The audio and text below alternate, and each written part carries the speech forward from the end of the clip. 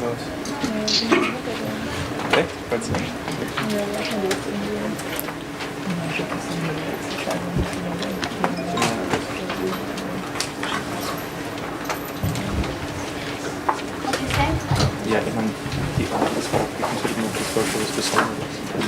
you very much for your coming. So we wish to start the side event entitled Experts Call on Immediate Action to Protect the Right to Health of Women, Children and Other Affected People by the Nuclear Accident in Fukushima.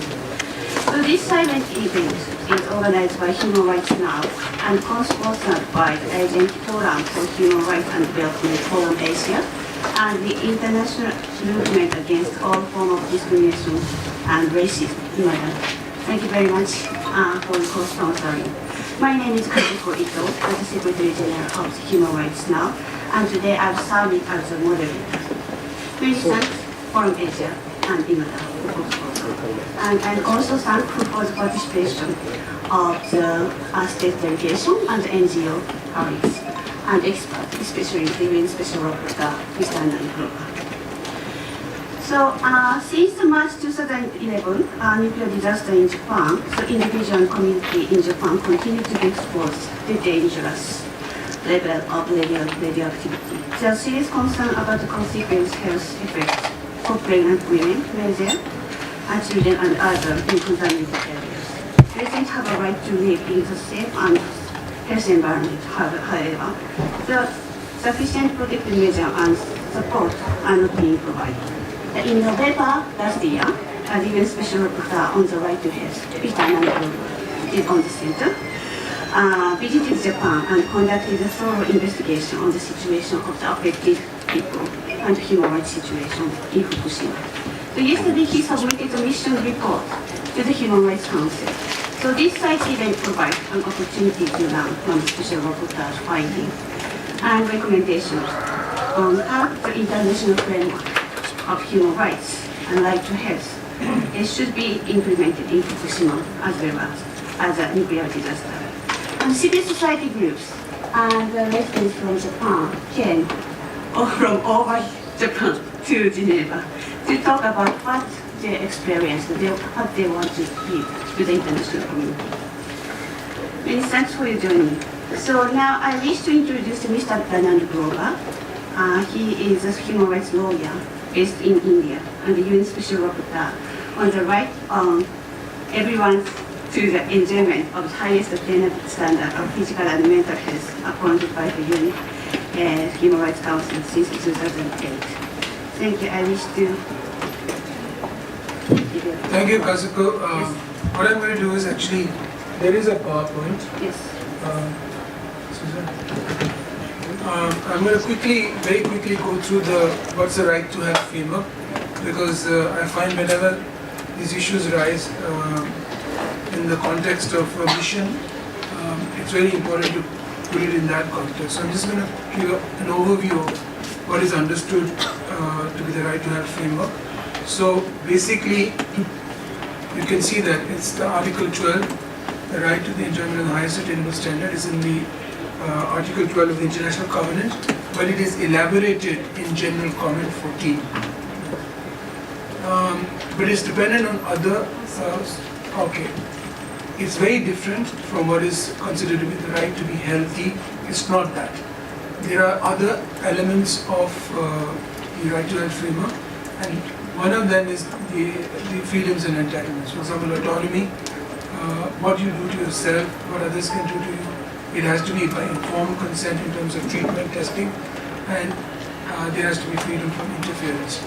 The entitlements, these are known as freedoms, and the entitlements include equality, access to healthcare services, goods and facilities, education and information. So we'll be looking at these things as we go through the Fukushima accident disaster. But the right to health is very broad. It is dependent on realization of other health, which are known as social determinants. In this case, very importantly, the right to information, food, housing, other basic necessities, environment, safe and nutritious food, potable water. One of the things which we'll be talking about is the right to health is a progressively realizable right, but there are certain elements which are immediately realizable, and one of them is non-discrimination. And special attention has to be paid to the needs of vulnerable groups. There was a question today, what do you mean by vulnerable groups? It's a very broad concept and depends on the context, and therefore it could be vulnerable groups in the context of HIV, which would be sex workers. In the context of a radiation disaster, it's a completely different thing. So special attention has to be paid to them. But very, very importantly, in terms of Fukushima, the concept of participation in decision making. This is something that I have not been able to convey very well to the Japanese government. What does it mean? It means that right from formulation, discussion, and the final decision making, monitoring, evaluation of everything must involve the participation of affected communities. So it means experts only do not decide. Experts do not decide whether it is safe for people to come into a zone where the ambient radiation dose is 20 millisieverts, or it could be 1 millisievert, because affected communities are going to be directly impacted by what the radiation dose is. So their voice has to be taken into consideration. A lot of people think that's a lot of baloney, because how can you do it? We have very good examples from the HIV scenario where I have worked extensively, where not only have decisions been taken by communities, but there have been better policies and better implementation and monitoring and evaluation because of that. So the formulation, implementation, monitoring and enforcement of all decisions, including what are known as technical decisions, must involve, and this is the core element of the right to health framework, the affected communities and not NGOs, mind you. NGOs are not a substitute for communities. So human rights now is a good voice, but it doesn't substitute the person who's actually affected in a particular situation. It could be because you are also affected by radiation, but in a particular context it may not be. So, secondly, things can't be decided on political considerations. In the right to health framework, it has to be based on evidence, and in this case, scientific evidence. The other issue is very important. Do you give preference to collective rights? And there's a very big difference between what is known as the public health approach. What are the benefits and risks and consequences? Are we prepared to have acceptable risks? The right to health framework does not go on that basis, because every individual counts. And if there's a debility or morbidity or mortality of one individual, it's a concern in the right to health framework. Whereas in a public health approach, you will say, well, it's good to have cars because they can get you from Tokyo to Hiroshima or Fukushima very quickly. And of course, some people will have, morbidities because of pollution, but it's an acceptable risk. That is not the framework of the right to health. There's a big difference, and that's another source of conflict in the debate. Next, so whenever, and this is the other element I brought in, when there are two views on an issue, especially scientific issue, then should the government not exercise caution? Very importantly, and this is in the context of the Nuclear Regulatory Authority, what about its independence? The Diet report, as the Japanese parliament made it very clear and found that the Nuclear Regulatory Authority as it existed before the Fukushima disaster was compromised. It wasn't independent. It was basically the nuclear industry which filled the vacancies. And even now there is an issue about it, so we'll discuss that if we have time. What about policies? Are there effective mechanisms to enforce the rights, judicial, quasi-judicial, administrative, political, and what about independent monitoring and audit? So these are very important elements of the right to health framework. The obligations of the states are these three. Respect, that means the state itself must respect the right to health. It cannot institute policies which will violate it. It must protect, that is against third-party interference, and fulfill it by administrative or legislative measures. Ordinarily, all social and economic rights are progressively realizable. Now, this is a bit of a contradiction in my opinion. Economic, social and cultural rights, as opposed to civil and political rights, historically have been progressively realizable. But this is not intrinsic to human rights. In my opinion, this is completely based on political modus vivendi. Because we thought this is the only way to have the human rights system.